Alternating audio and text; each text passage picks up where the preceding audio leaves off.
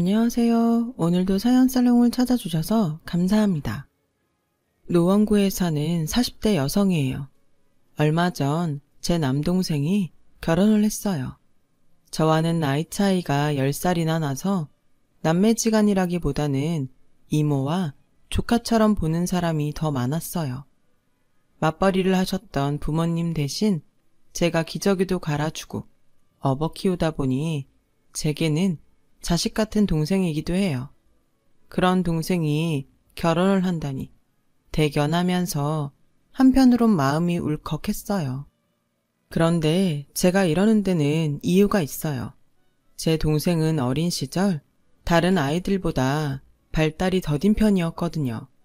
말도 늦고 체격도 왜소해서 툭하면 동네 아이들한테 맞고 자랐죠. 그래서 저는 밥을 먹다가도 밖에서 동생 울음소리가 들리면 밥숟가락을 집어 던지고 달려나가 동생을 울린 아이들을 혼내주곤 했어요. 그렇게 엄마 같은 누나로 살다 보니 자연스레 동생도 저를 잘 따랐어요. 제 동생은 남들과 달리 기억력이 좋고 수 계산이 상당히 빨랐어요. 그래서 한때는 동생이 아인슈타인 같은 천재가 아닐까 하는 생각도 했었죠. 실제로 동생은 초등학생 시절에 수학 영재 판정을 받기도 했어요. 그래서 대학에서 운영하는 영재스쿨에 다녔는데 그게 비극의 시작이 되었죠. 혼자 탐구하며 즐기는 공부를 하다가 주변 친구들과 비교당하며 억지로 공부하다 보니 학업 스트레스가 상당했던 모양이에요. 다들 영재 소리 듣는 애들 사이에서 경쟁하려니 얼마나 힘들었겠어요. 그래서 결국 얼마 버티지 못하고 일반 초등학교로 돌아오게 되었죠. 어린 나이에 실패를 경험한 탓인지 동생은 그 후 말수도 줄고 혼자 방에서 컴퓨터와 보내는 시간이 많아졌어요. 부모님은 그런 동생을 닥달하기보다는 옆에서 조용히 지켜보며 동생이 스스로 일어설 때까지 기다려주셨죠. 저 역시 그럴 수밖에 없었고요. 다행히 학년이 올라갈수록 동생은 예전처럼 활기를 찾아갔고 지금은 제 밥벌이도 하며 가정도 이루고 살고 있으니 다행이 아닐 수 없어요. 다만 고등학교를 졸업하고는 스스로 대입을 포기했다는 게 아쉽긴 해요. 그런데 바로 이 점이 저희 시어머니한텐 저희 친정을 얕잡아보는 이유가 된 거죠. 성적이 되면 대학을 안 갔겠니? 보나마나 떨어질 것 같으니까 지가 미리 선수 친 거지. 꼭 공부 못하는 애들이 그러더라. 지는 머린 좋은데 하기 싫어서 공부를 안 했을 뿐이라고. 따지고 보면 그게 다 니네 부모 탓이야. 특히 니네 친정 엄마. 애들 머리는 엄마 머리 닮는다잖니. 우리 성훈이랑 성미 봐라. 걔들이 얼마나 똑똑하니? 그거 다 내 머리 닮아 그런 거야. 성훈이 그놈이 내 말 안 듣고 미대를 가는 바람에 내 계획이 수포로 돌아갔지만 그래도 걔가 머리 하나는 정말 좋았다. 어릴 땐 지 동생보다 훨씬 똑똑했어. 동네에서 신동소리 듣던 애라니까. 아휴, 내가 그놈 의사 만들려고 들인 돈이 얼만데 그 생각하니까 혈압이 다 오르네. 이건 저희 시어머니 단골 레퍼토리예요. 매번 제 동생 대학 못 갔다고 트집 잡고 흉보다가 당신 자식들 자랑에 당신 자랑 그러다 뒷목 잡고 마무리를 하시죠. 지금은 평범한 할머니일 뿐이지만 사실 저희 시어머니는 과거가 꽤나 화려했어요. 호환 마마보다 더 무섭다는 바로 그 강남 엄마 치맛바람으로요. 제 남편은 강북에서 자란 저와는 달리 강남에서 나고 자란 강남 토박이로 흔히 말하는 강남 파라군 출신이에요. 어린 시절 동네 뒷동산에서 풀꽃반지 만들고 놀던 저와는 반대로 초등학교에 들어가기 전부터 본격적으로 영어 공부를 시작했던 사람이죠.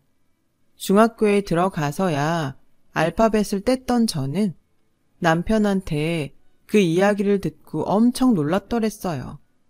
그뿐인 줄 아세요? 초등학교 1학년 때부터 집에 가정교사를 두고 전 과목 과외를 했다고 하더라고요.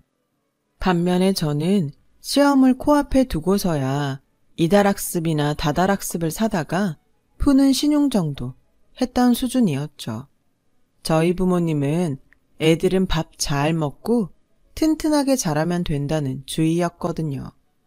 거의 방목에 가까운 교육 철학을 가진 분들이시죠. 그래도 책만큼은 잘 사주셨어요. 예전엔 출판사 외판원이 집집마다 돌며 책 판촉을 하곤 했는데 저희 부모님은 책 외판원이 찾아오면 그냥 돌려보내는 일이 없었죠. 늘 반갑게 집에 들이곤 하셨어요. 여름엔 시원한 보리차를 대접하고 겨울에는 따뜻한 보리차 한 잔을 내주시며 책을 추천받곤 하셨죠. 덕분에 우리 남매는 책 하나만큼은 원 없이 읽고 자랄 수 있었어요. 하지만 시댁은 저희 집과는 완전 정반대 분위기였다고 하더라고요. 책은 학교에서 지정한 필독 도서에 한해 교과목과 연관된 도서 위주로 구매했고 독서노트에 읽은 책 제목과 저자, 주제와 줄거리를 정리해서 암기하도록 했다고 하더라고요. 그런 탓에 남편은 그때 질려서 지금은 아예 책에 손도 안 대요. 책만 보면 왠지 독서 노트를 작성해야 할 것 같아서 진절머리가 난다나요. 따지고 보면 다 시어머니 탓이죠. 저희 시어머니는 강남 엄마들 중에서도 유별나다고 할 정도로 자녀 교육에 열성인 분이셨어요. 언젠가 남편이 그러는데 남편과 시누이는 성적에 따라 차등해서 용돈을 받았다고 하더라고요. 공부를 잘했던 시누이는 늘 제 남편보다 용돈을 더 많이 받았고 남편은 그런 여동생 용돈을 뺏어서 썼다고 그러더군요. 그 얘기를 들으면서 내심 시어머니 딸로 안 태어난 게 다행이란 생각을 했어요. 저라면 그런 분위기에선 도저히 살 수 없을 것 같거든요. 그럼에도 이만큼 잘 자라준 남편이 새삼 대단하다는 생각이 들었어요. 하지만 시어머니한테 제 남편은 거의 버린 자식이나 다름없었죠. 어머님 눈에는 제 남편이 경쟁에서 뒤진 인생 패배자로 보였으니까요. 아들이 의사가 되기를 원했던 시어머니의 바람과는 달리 남편은 공부보다는 미술에 더 흥미가 있었어요. 중학생 때부터 매달 용돈을 모아 월간 디자인을 사볼 정도였죠. 하지만 이런 남편의 취향과는 상관없이 어머님은 의사가 될 것을 강요하셨고 그래서 고교 시절엔 하루가 멀다 하고 어머님과 싸웠다고 하더라고요. 미대에 가기 위해서는 학원에서 입시미술을 배워야 했지만 남편은 그러지 못했어요. 시어머니 반대 때문이었죠. 다행히 학교 미술선생님 도움으로 실기와 포트폴리오를 준비할 수 있어서 미대에 입학을 할 수 있었어요. 같은 과에 미술학원을 안 다니고 합격한 사람은 남편뿐이었다더군요. 그런 점에선 참 대단하죠. 그렇게 집에선 버린 자식이나 다름없던 남편은 대학 졸업 후 아트 디렉터로 영화 일을 하며 살고 있어요. 작품 전체의 이미지 구성과 그에 맞는 소품까지 모두 총괄하는 일이죠. 남편과 저는 대학 선후배 사이로 영화과 친구의 졸업작품을 돕다가 만나게 되었어요. 극작과 학생이던 저는 친구 졸업 영화에 시나리오를 써주게 되었는데 그때 영화 미술을 맡아주었던 사람이 바로 제 남편이었거든요. 남편은 현업에 종사 중인 선배였지만 후배 졸업작품에 대가 없이 선뜻 힘을 보태고 있었죠. 작품에 대한 이해도도 높고 공간에 대한 세밀한 표현도 인상적이더라고요. 시나리오를 쓴 저와도 작품에 대해 몇 번 대화를 나눌 기회가 있었는데 저와 정서적으로 많이 닮았다는 인상을 받을 수 있었어요. 하지만 남녀 간의 진전은 없었죠. 그러다 남편과 다시 만나게 된 건 제가 시나리오 작가로 데뷔를 하던 때였어요. 신인 작가라 모든 게 낯설고 서툴던 때였는데 그때 그 작품의 미술 감독을 맡았던 남편이 많은 도움을 주었죠. 책상 앞에 앉아 글로 작품을 쓰다가 현장에서 실연으로 작품을 만나니 기분이 묘하더라고요. 제가 생각 없이 쓴 지문 하나 때문에 조명이 늘어나고 소품비가 늘어나는 걸 확인하고는 죄책감을 느끼기도 했고요. 그런 현장 경험이 이후에 작품을 쓰는데 많은 도움이 되었어요. 그걸 알려준 게 바로 남편이었죠. 하지만 제 데뷔작은 완성되지 못했어요. 거의 2년을 꼬박 쏟아부었던 작품이라 충격이 꽤 컸죠. 비록 제 데뷔작은 촬영 중간에 엎어져서 극장 상영은 물 건너 갔지만 그 작품으로 저는 남편을 얻게 되었어요. 영화가 엎어지고 시리에 빠져있던 어느 날 남편이 전화를 했더라고요. 날씨가 좋아서 제 생각이 났다나요? 방구석에 처박혀 있지 말고 여의도로 벚꽃 구경을 가자고 하더군요. 당시엔 그럴 기분이 아니어서 싫다고 거절했는데 남편이 집까지 찾아왔어요. 지금 이렇게 숨어버리면 앞으로도 문제가 생길 때마다 숨을 곳부터 찾게 돼. 숨어 있으면 네가 어떤 사람인지 남들이 어떻게 아니? 네가 이름난 유명 작가도 아니고 누가 널 찾아 쓰겠냐고. 작가한테는 쓰는 것도 중요하지만 터는 방법을 익히는 것도 중요해. 내가 옆에서 도와줄게. 그러니까 방구석에서 뭉개지 말고 나와. 그때 남편이 저를 방에서 끌어내주지 않았다면 어쩌면 저는 영영 문 밖으로 나올 용기를 못 냈을지도 몰라요. 그런 의미에서 남편은 제게 둘도 없는 은인인 셈이죠. 남편 덕분에 저는 다시 기운을 차렸고 다음 작품을 준비할 수 있었어요. 그리고 데뷔 기회를 얻을 수도 있었죠. 비록 저예산 영화라 이번에도 극장 상영은 안 됐지만 그래도 제게는 뜻깊은 인생 첫 영화였어요. 그 작품을 끝내고 저는 남편과 결혼을 약속했어요. 양가 부모님을 찾아뵙고 결혼 허락을 받기로 했죠. 그렇게 처음 시댁에 방문하던 날, 저는 처음으로 부모 자식이 이렇게 다를 수도 있다는 걸 알 수 있었어요. 자식은 부모의 거울이라더니 그 말이 다 맞는 건 아니더라고요. 처음이었어요. 저희 시어머니 같은 사람은요. 모든 사람을 학벌로 줄 세워놓고 점수를 매기더라고요. 애초에 개개인의 특성과 재능 같은 건 안중에도 없는 사람이었죠. 게다가 대학을 나오지 않은 사람은 아예 인간 취급도 안 했어요. 못 먹고 살던 시절이 아닌 이상 대학 못 나온 건 다 능력 탓이라더군요. 그래, 밑으로 남동생이 하나 있다고? 동생이랑 나이 차이가 난다고 들었는데 동생은 대학생인가? 아니요, 동생은 고등학교 졸업하고 집에서 재택근무를 하고 있어요. 뭐? 그럼 고졸? 아유, 세상에. 그쪽 부모님도 그렇다. 어떻게 하나뿐인 아들을 대학도 안 보내고 그러고 살게 해? 내 자식 같으면 대학도 못 가고 방구석에서 뭉개는 논팽이로는 절대 안 키우지. 남의 자식 데려다 키우는 것도 아니고 배 아파 낳은 자식을 어떻게 그렇게 키워? 아우, 기가 막혀. 무슨 말씀을 그렇게 하세요. 방구석에서 뭉개다니요. 말씀드렸잖아요. 재택근무한다고요. 동생 다니는 회사가 너무 멀어서 어쩔 수 없이 그런 거예요. 됐어요. 그렇게 멀쩡한 대학 나왔으면 출퇴근도 힘든 그딴 회사에 다니겠어?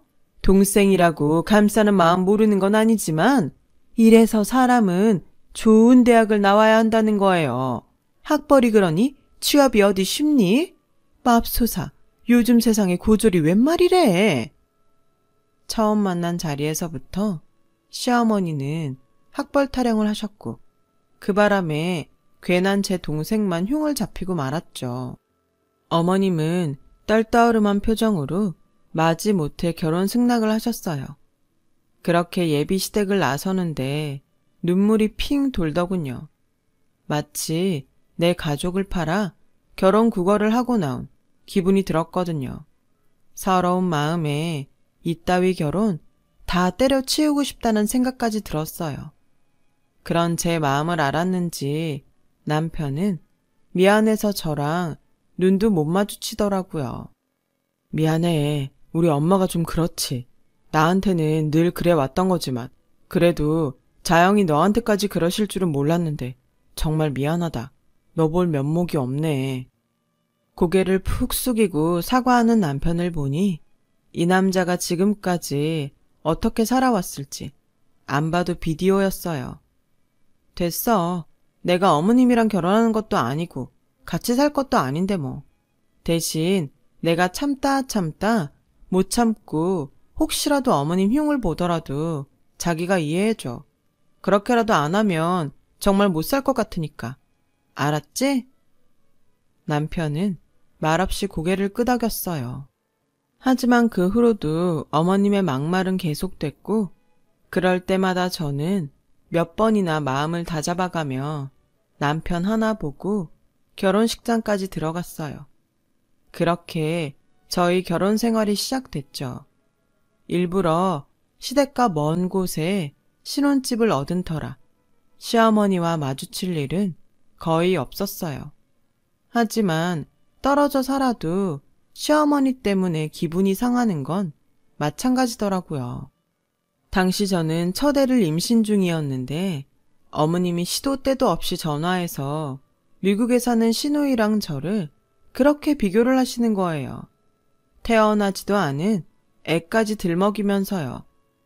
우리 데이빗은 2살밖에 안 된 애가 어찌나 영특한지 벌써 3개 국어를 한다더라. 언어는 조기 교육이 중요하다잖니? 그래서 집에서도 한국어, 영어, 스페인어를 섞어서 사용한다더라고. 어머님, 너무 어린애한테 여러 가지 언어를 사용하면 오히려 안 좋대요. 애가 혼란스러울 수 있으니까요. 일단 모국어부터 익힌 다음에. 그러자 어머님은 제 말을 끊으며 소리를 치셨어요.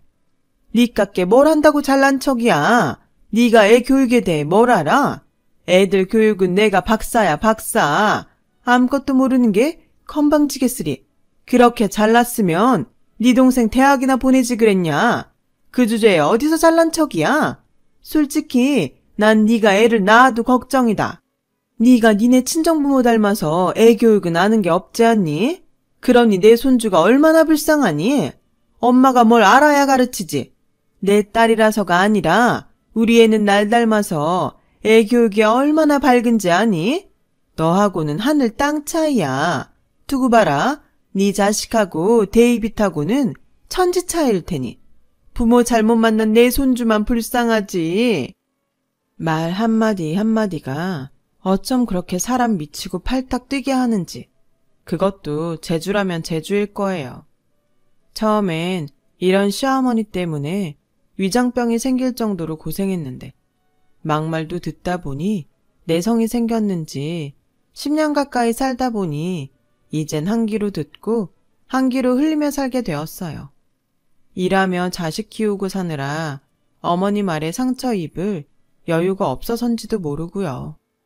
영화판에 뼈를 묻겠다 각오했던 저는 결국 단 한 편도 극장에 올리지 못한 채 작가 생활을 그만두고 말았어요.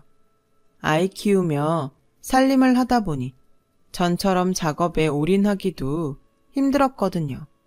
무엇보다 들이는 시간과 노력에 비해 그 대가가 비참할 정도로 형편없어서요. 아이가 어린이집에 들어가고부터는 논술학원에서 강사 생활을 하고 있어요. 제가 늦게 끝나는 날에는 친정 식구들이 저 대신 딸아이를 돌봐주기도 하고요. 친정 덕에 제가 호사를 누리고 있죠. 그러던 어느 날이었어요.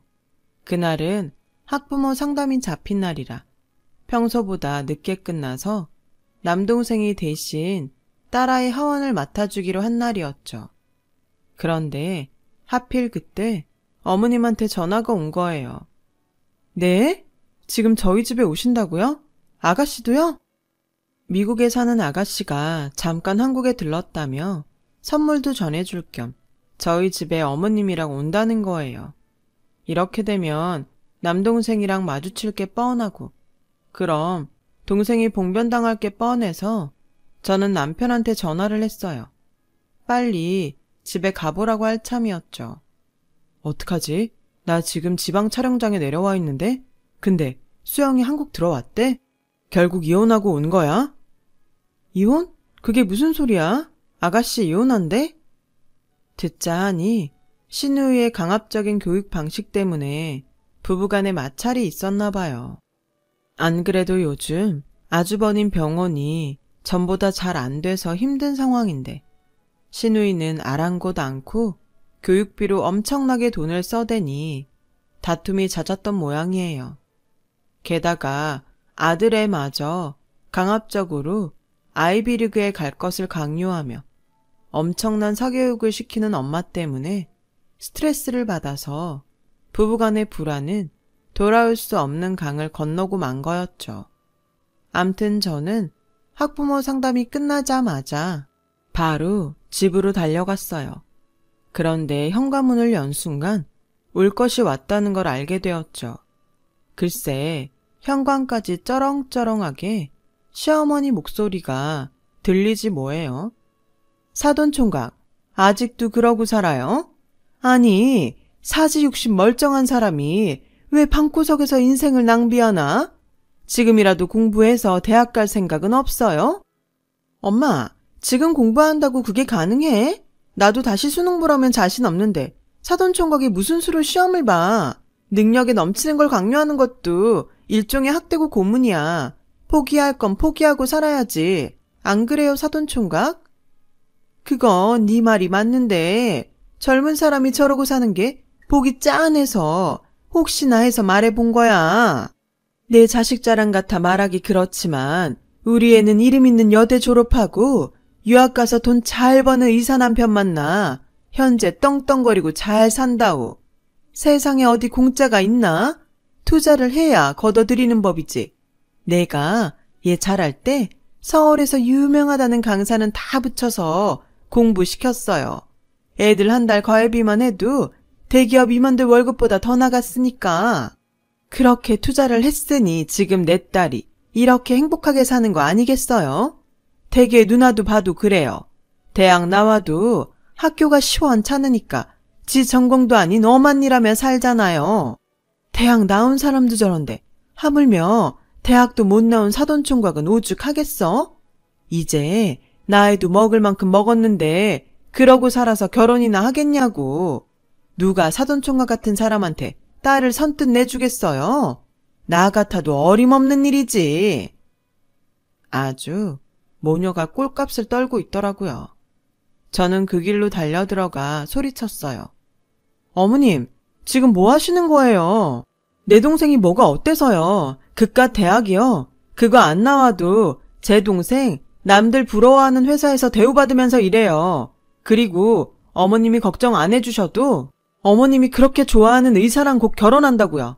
그러니까 엄한 사람 잡고 말도 안 되는 어머님 논리 펼치지 마세요. 어머님 그럴 때마다 속물 같아요. 어머, 언니 무슨 말을 그렇게 해요? 우리 엄마가 속물이요? 언니 혹시 우리 집에 자격지심 느껴요?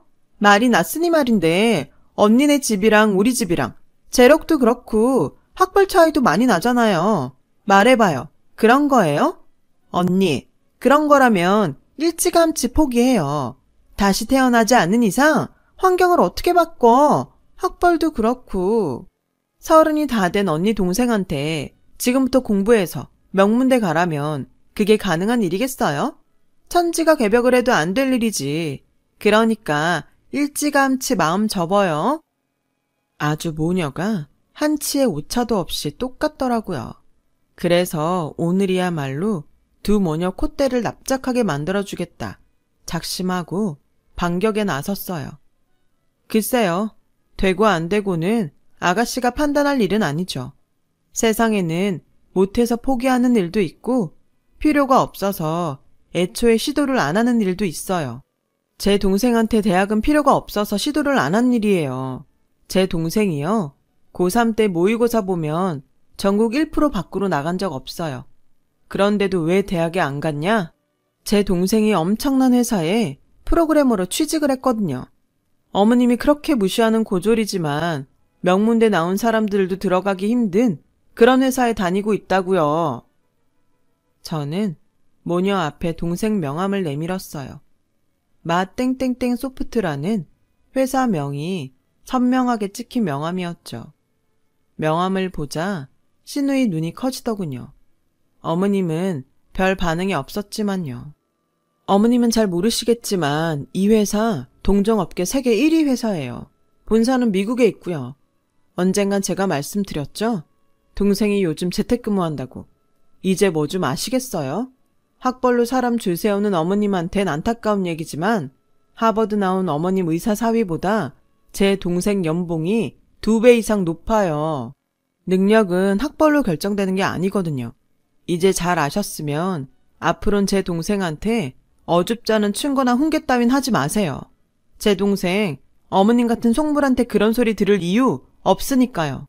사람들이 자랑할 게 없어서 말 안 하고들 사는 거 아니에요. 벼가 익을수록 고개 숙이라는 말 못 들어보셨어요?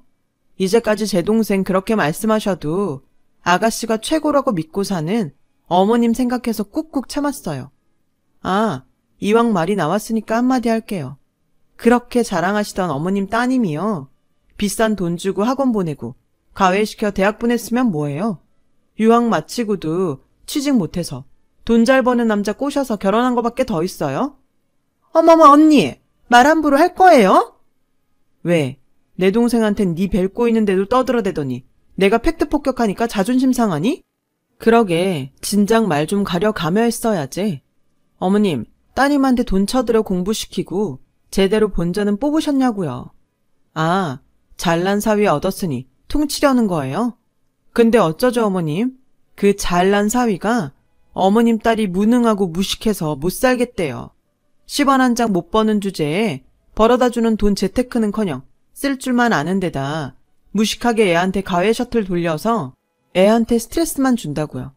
그래서 이혼하자고 한다네요. 아니, 벌써 하고 왔나? 오죽하면 아들이 지 엄마랑은 죽어도 못 산다고 울고불고 해서 양육권도 뺏길 판이라던데 어떻게 그건 해결하고 온 거예요? 근데요 어머님, 이 패턴이 어디서 본 것 같지 않으세요? 딱 25년 전 어머님 상황 아닌가요? 어머님 그때 아버님이랑 이혼하시고 제 남편이랑도 대학 진학 문제로 틀어지셨잖아요. 어머님 따님이 누굴 닮은 걸까요? 딸마저 이혼녀 만들고 아들과 등지고 살게 됐는데 기분이 어떠세요? 이제 좀 만족하세요? 어머님의 삐뚤어진 교육관이 만든 이 비극이 마음에 드시냐고요. 저희 부부는 그렇게 안 살 거예요. 그러니까 앞으로는 제 자식 교육에 참견할 생각 마시고요. 더 이상 제 동생 학벌 가지고 트집 잡지 마시고요. 이혼한 딸내미랑 두 손 꼭 잡고 지난 날을 반성하며 사세요. 저는 수년간 가슴에 쌓아왔던 응어리를 한순간에 쏟아 부었어요. 얼마나 힘을 주고 말했는지 손끝이 찌릿할 정도였어요. 그제야 숨 좀 쉴 수 있겠더라고요. 하지만 어머님은 상황이 달랐어요. 자신이 그렇게 무시하던 제 동생이 잘난 사위보다 연봉이 높다는 것도 그렇고 무엇보다 애지중지 키운 딸이 이혼을 당하게 됐다는 청천벽력 같은 소식 때문이었죠. 결국 어머님은 아무 말도 못한 채 어리나간 표정으로 신우의 손을 잡고 저희 집을 나가셨어요. 얼마 뒤 남편한테 들으니 신우이는 한국으로 오기 전 이혼을 했더라고요. 아들이 엄마랑은 살기 싫다고 해서 양육권도 포기하고 왔다고 하고요.